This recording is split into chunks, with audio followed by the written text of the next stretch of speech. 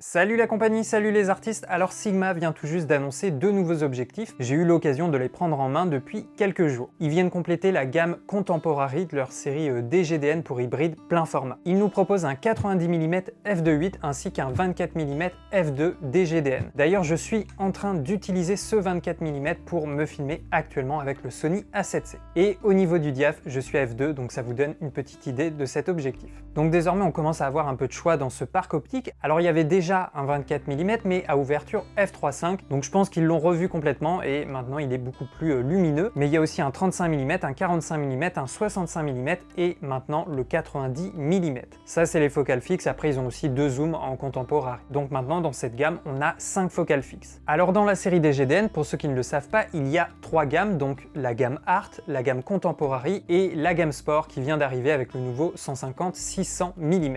Et chacune de ces gammes, on va dire qu'elles ont des points forts et des spécialités. Avec la gamme Contemporary, Sigma a conçu des optiques légères, compactes, discrète et plutôt lumineuse tout en conservant de bonnes performances optiques. Donc aujourd'hui je vous teste le 90 mm et le 24 mm. Donc on a deux objectifs pour une utilisation un peu différente. Le 90 mm c'est plutôt la focale du portrait. f2.8 c'est déjà pas mal, ça permet d'avoir une petite profondeur de champ et donc un beau flou d'arrière-plan. On va avoir plutôt une belle séparation du sujet, donc pour du shooting photo, pour du portrait, c'est l'idéal. On peut l'utiliser également pour de l'animalier, en tout cas photographier les animaux de compagnie. Après, la distance minimale de mise au point elle est de 50 cm. Donc ça permet quand même de se rapprocher correctement de son sujet, mais ça permet pas encore de faire totalement de la macro. Là par exemple j'avais pris en photo une des sculptures de Lucie Braillon de l'atelier La Lettre aux Ours. De base le bijou est assez petit et là voilà, avec les 50 cm de distance minimale de mise au point, on est un peu juste pour aller chercher des détails en pack shot. Après faut se dire que c'est toujours mieux que par exemple le 85 mm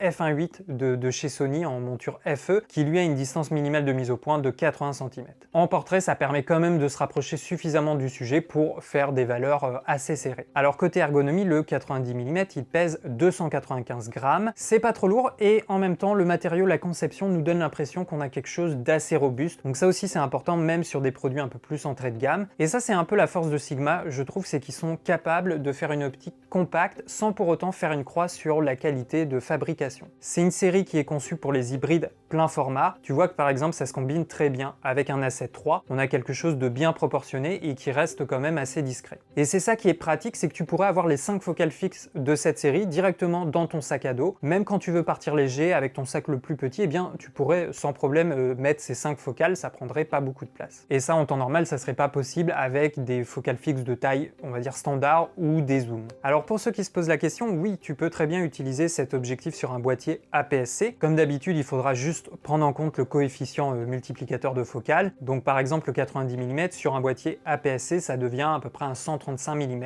en équivalent plein format. Mais autrement c'est tout à fait possible et l'intérêt c'est que si tu passes un jour sur un boîtier plein format, eh bien ton parc optique sera tout de suite compatible et adapté à ta nouvelle monture. Alors ensuite le 90 mm il a un diamètre lentille pour les filtres de 55 mm.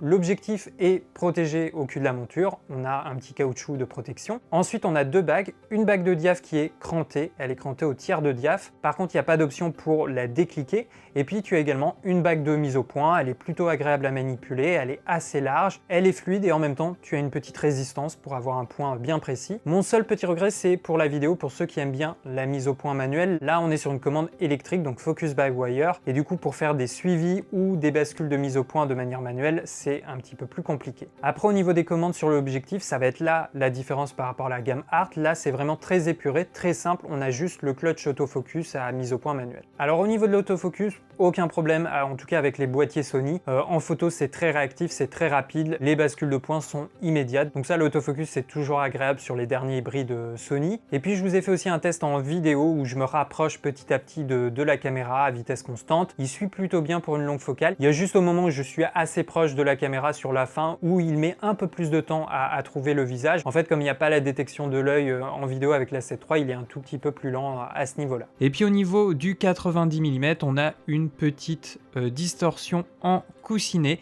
Voilà, c'est la même chose, elle est visible pour le RAW et elle est corrigée automatiquement sur le boîtier au niveau du JPEG. Alors au niveau du vignettage en ce qui concerne le 90 mm, donc le vignettage est surtout présent à f2.8, ça c'est f2.8, f4, f5.6 f8.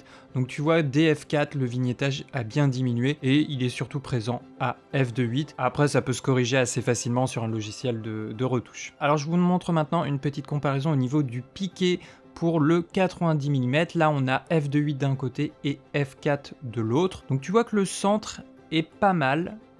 Ça a l'air assez détaillé, là j'ai fait un zoom 100%, et si on va sur les côtés, ça reste plutôt correct. Le f2.8 est peut-être légèrement en retrait par rapport au f4, mais on est pas mal quand même. On va aller voir de l'autre côté. Voilà, le f2.8 est un peu en retrait sur les bords par rapport au f4, mais autrement le centre est plutôt pas mal, il n'y a pas non plus une grosse différence. Après, pour le 90 mm à ouverture f2.8, il y en a un petit peu plus de flair, un peu plus d'images fantômes, elles sont un peu plus importantes. Après, il va diminuer, voilà, quand je suis passé à f2.8. Donc j'ai l'impression qu'au 90 mm, il y a un peu plus de flair d'images fantômes qu'au 24 mm, mais là c'est un test assez difficile où je filme directement le projecteur. Ça reste raisonnable, et puis il faut aussi prendre en compte que je n'ai pas utilisé de pare-soleil. Donc ça c'était le 90 mm, maintenant on va passer au 24 mm f2. Donc déjà on est sur une optique plutôt lumineuse pour une courte focale. 24 mm ça va être très bien pour du portrait, de l'architecture, du reportage, des vidéos, des photos de mariage, ou encore on peut l'utiliser pour du vlog. 24 mm sur un plein format, ça donne quand même un angle de prise de vue assez large, et puis avec la grande ouverture f2 on peut faire vraiment un focus sur le sujet et avoir du flou en arrière-plan. Donc pour les youtubeurs, les vlogueurs, ça va être vraiment une focale que je recommande.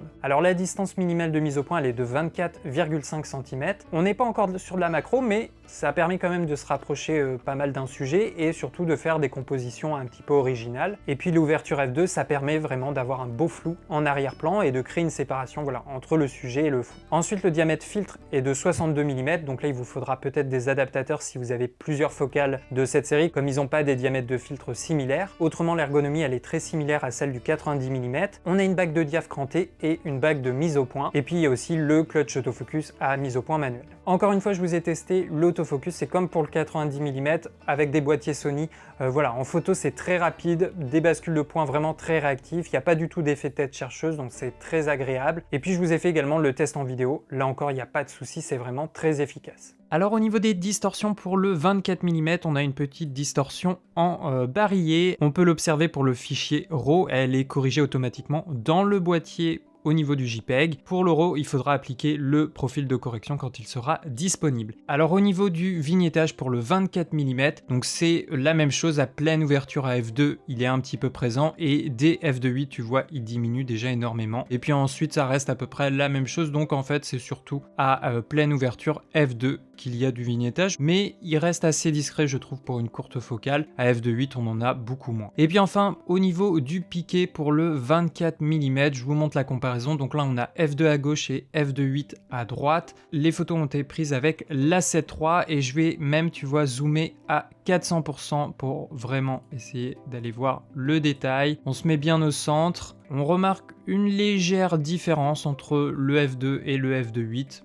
On retrouve un peu plus de piqué sur le f2.8, on va aller voir les bords de l'image. Il n'y a pas de grosse différence, léger retrait du piqué pour la pleine ouverture, mais il n'y a rien d'aberrant. Ça fonctionne plutôt bien pour une pleine ouverture. Donc pour le 24 mm, le piqué dans l'ensemble est plutôt homogène, même à grande ouverture. Là, j'ai fait un zoom à 400%, c'est pour ça qu'on est capable de voir la différence. Mais évidemment, sur l'angle original de la photo, on ne serait pas capable de voir les différences. Au niveau du flair, il y en a un petit peu. Là, j'étais à pleine ouverture, j'étais à f2, donc pour le 24 mm. Ça reste quand même assez correct. Bon, on a un petit peu d'image fantôme. Là, tu vois, je viens de passer à f4. Donc pour le 24 mm, ça me paraît pas mal.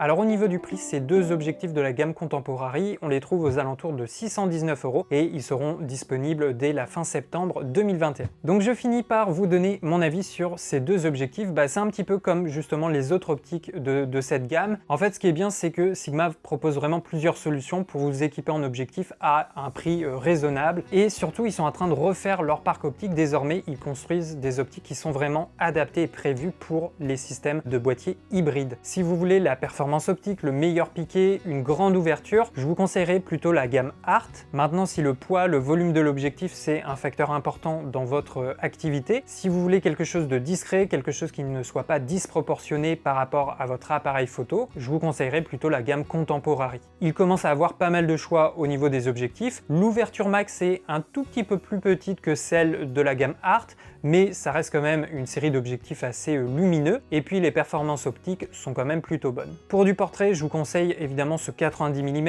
il y a aussi le 65 mm ou encore le 35 mm. C'est vrai que c'est une focale qu'on utilise maintenant pas mal en shooting photo. Et puis avec le 24 mm, on va pouvoir faire du paysage, du reportage, mais aussi du vlog, des faces caméra. Par exemple là, typiquement, je suis en train de me filmer avec le 24 mm. C'est la focale que j'utilise habituellement sur ce plan, ça me permet d'avoir du contexte tout autour. Et si je veux avec la grande ouverture, je peux avoir un petit flou en arrière-plan. Si je me rapproche, le flou il est encore plus visuel, plus parlant. Donc voilà, c'est une focale assez intéressante pour les vidéastes, les youtubeurs. Donc vous venez peut-être d'acquérir un nouveau boîtier hybride plein format, voire même APS-C, et vous cherchez maintenant à vous équiper en objectif, je peux vous recommander la gamme Contemporary de chez Sigma, qui est plutôt abordable financièrement, sans pour autant sacrifier les performances optiques. Voilà les artistes, j'attends vos retours dans les commentaires. Est-ce que vous utilisez déjà des objectifs de la gamme Contemporary, voire même de la gamme Art? N'hésitez pas, dites-moi tout, j'irai vous lire avec grand plaisir. Comme d'habitude, vous avez les liens et les informations dans la description de la vidéo. Et puis enfin, pour ceux que ça intéresse, cette vidéo a été entièrement montée et étalonnée avec DaVinci Resolve Studio,